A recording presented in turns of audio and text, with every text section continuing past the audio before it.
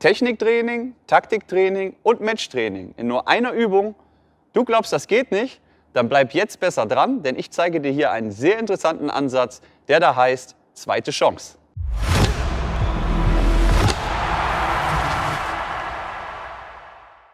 Hallo und willkommen 2021. Ich bin der Martin und wir alle, wir Tennistrainer und wir Spieler, wir hoffen natürlich auf ein besseres Jahr 2021, als es noch im vorigen Jahr war. Ihr wisst, Coronavirus ist in allen Munde und ich möchte dieses Thema in meinem Kanal eigentlich auch nicht großartig weiter beschreiben. Aber eine Sache sei jetzt mal gesagt. Es tut mir für alle Trainer, Tennistrainer, Kollegen leid, die im Moment nicht ihrem Sport natürlich und natürlich auch nicht ihrem Beruf nachgehen können. Ich selber bin ein absoluter Freund für entweder alle oder gar keiner. Also entweder einheitliche Regeln oder entsprechend alles schließen. Wir dürfen das natürlich alles nicht unterschätzen. Auch der Tennissport ist sicherlich eine Sache, die man weiter in der Pandemie ausüben könnte. Allerdings, wenn man eben unterschiedliche Regelungen fährt nach unterschiedlichen Bundesländern, dann ist das für mich relativ unverständlich und hier sollte dringend die Politik meiner Meinung nach einfach auch mal handeln. Denn das, was ihr im Hintergrund seht, eine leere Tennishalle in Hessen zu finden, ist im Moment gar nicht so einfach. Also wir hier erleben in Nordhessen gerade die absolut höchste Frequenz in der Tennishalle, die wir jemals gehabt haben. Und das liegt natürlich in erster Linie auch daran, dass Leute oder Spieler und Trainer aus anderen Bundesländern hierher kommen und natürlich in Hessen, was auch völlig verständlich ist, ihr Training geben.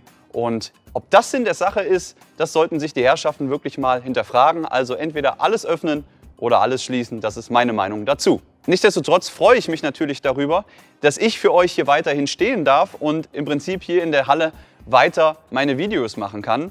Und ich hoffe, euch freut das auch und ich hoffe, euch fällt auch etwas auf. Ich putze mal gerade so ein bisschen die Linse. Ja, ihr seht es, ich bin einfach mit einer neuen Auflösung jetzt mal unterwegs. Das heißt, ich habe mein Kameraequipment ein bisschen geupgradet und das kommt euch mit Sicherheit auch entgegen. Ihr habt einfach mehr bei meinen Übungen jetzt mehr an Übersicht. Ich habe einen Weitwinkel jetzt und es ist alles etwas übersichtlicher. Das werdet ihr in meinen neuen Videos natürlich sehen. Natürlich habt ihr es vielleicht auch schon gemerkt, wenn ihr meinem Kanal folgt. Ich werde jetzt auch ein bisschen verstärkt Videos auf Englisch machen. Das hat einfach damit zu tun, dass ich gerade so, sage ich mal, Drill-Zusammenstellung, also Übungszusammenstellung, einfach auch noch mal ein bisschen weiter mit der Reichweite gehen möchte. Und natürlich habt ihr da sicherlich Verständnis dafür, dass wenn ich jetzt reine Übungsvideos habe, wo ich wirklich Drill of the Week mache, wo ich eine Zusammenstellung von 30 Übungen für Vorhand, für Rückhand oder was weiß ich zusammenstelle, dass ich das auf englischer Sprache einfach rausgebe, damit ich hier einfach ein bisschen mehr Reichweite habe. Nichtsdestotrotz, es kam auch schon die Anfrage, was soll das auf Englisch, macht doch weiter in Deutsch. Ihr seht es ja hier an diesem Beispiel. Ihr bekommt weiterhin natürlich auch eure Videos auf Deutsch gesprochen und das werden in erster Linie natürlich die Themenvideos sein. Das heißt, wenn ich wirklich ein längeres Video für euch habe, wo es nicht eine Zusammenstellung ist, wo es wirklich um ein Thema geht, um ein Thema im Bereich Tennistrainer oder eben ein Video, für das es eben etwas mehr gibt an Infomaterial für euch, dann werde ich das natürlich weiterhin auch in deutscher Sprache für euch bringen. Das waren jetzt genug Vorworte, jetzt geht es endlich los mit dem Inhalt des heutigen Videos. Denn ich möchte euch eine schöne Spielform, Übungsform zeigen, die ich nenne zweite Chance. Mit zweiter Chance habt ihr eine sehr, sehr einfache, die Übung ist so einfach, aber gleichzeitig auch genial, eine einfache Übung, eine kurze Übung zur Hand, mit der ihr Matchtraining, Taktiktraining und eben entsprechend auch Techniktraining alles mit einbauen könnt in eine Übung. Die Übungsform könnt ihr am allerbesten im Einzeltraining natürlich machen, weil hier könnt ihr wunderbar eben als Trainer mit einwirken. Es ist aber auch durchaus denkbar, dass ihr diese ganze Geschichte auch in einem Doppel macht und der Trainer steht eben außen und spielt an. Ist aber nicht ganz so einfach, glaube ich. Es ist besser, wenn ihr das Ganze im Einzeltraining macht. Also, ihr habt ein Einzeltraining. Auf der einen Seite steht der Trainer, auf der anderen Seite steht der Schüler und ihr spielt, es ist wie gesagt total simpel, einfach ein Spiel 15-0, 30-0. Ihr fangt an, einen Satz zu spielen. So, und dann werdet ihr mit Sicherheit irgendwann an den Punkt stoßen, wo euer Schüler einen einfachen, unerzwungenen Fehler macht. Und hier setzt diese Übung an. Das heißt, hier kommt die zweite Chance ins Spiel. Ihr als Trainer habt die Aufgabe, ich gebe jetzt mal als Beispiel, der Schüler verschlägt eine einfache Vorhand von der Grundlinie, spielt die ins Netz. Dann unterbreche ich ganz kurz als Trainer den Ballwechsel und versuche mit dem Schüler zu besprechen, was entsprechend falsch war. Es könnte beispielsweise falsch gewesen sein, dass er eine falsche Technik gemacht hat. Das heißt, ich gebe dem Schüler Hinweise, was er in diesem Fall besser hätte machen können. Ja, höhere Ausholbewegungen oder was weiß ich, ja, zu kurz geschwungen oder zu wenig Rotation, Oberkörperrotation. Das besprecht ihr mit dem Schüler ganz kurz und danach spielt ihr genau diese gleiche Situation einfach nochmal an. Das heißt, wenn der Schüler jetzt, ich gebe mal ein Beispiel, einen Winner von dieser Position verschlagen hat, dann erkläre ich kurz mit dem Schüler das und dann soll der Schüler aus der gleichen Position nochmal ankommen und ich versuche als Trainer den Ball in genau dem gleichen Winkel, also das geht natürlich nicht hundertprozentig, aber ihr müsst natürlich gut anspielen können. Ihr versucht genau den gleichen Ball einfach nochmal anzuspielen. Und der Schüler hat somit eine zweite Chance und kann im Prinzip versuchen, es jetzt besser zu machen mit den Hinweisen, die der Trainer gegeben hat. So, das war jetzt eine Möglichkeit, an der Technik zu arbeiten. Das heißt, das war eine Spielsituation, wo es um die Technik ging. Jetzt wird es aber interessant, weil ihr könnt natürlich das Ganze auch mit einem Taktiktraining verbinden. Das heißt, ich gebe ein Beispiel. Ich stehe jetzt hier gerade am Netz. Das Netz seht ihr gerade nicht, aber ich stehe vor dem Netz. Der Schüler baut den Punkt wunderbar auf, spielt den Trainer schön in die Ecke und der Trainer kommt gerade noch so dran und der Schüler hat jetzt hier einen einfachen Volley. Und der Schüler, der spielt diesen Ball, diesen Volley einfach völlig blind, völlig ohne Not hinten lang in die Ecke und verschlägt ihn. So, dann würde ich mich hinstellen, würde mit dem Schüler diese Situation nochmal neu durchsprechen und ihm sagen, du sag mal, das sieht zwar schön und toll aus, wenn du den Ball mit 200 da hinten in den Winkel klopfst, die Wahrscheinlichkeit, dass du damit aber den Punkt eben halt auch verlieren kannst, ist deutlich zu hoch. Warum nutzt du jetzt nicht diese Möglichkeit, der Trainer ist aus dem Spiel und legst den Volley kurz ab? Ja, das wäre zum Beispiel eine taktische Schulung, dass ich einfach dann sage, warum gehst du auf den risikoreichen Ball, spiel doch ihn kurz und dann versuchen wir genau diese Situation nochmal nachzustellen und spielen den Punkt einfach dann nochmal. So, ihr seht, völlig einfache Übungsstellung, total simples Prinzip, aber extrem effektiv.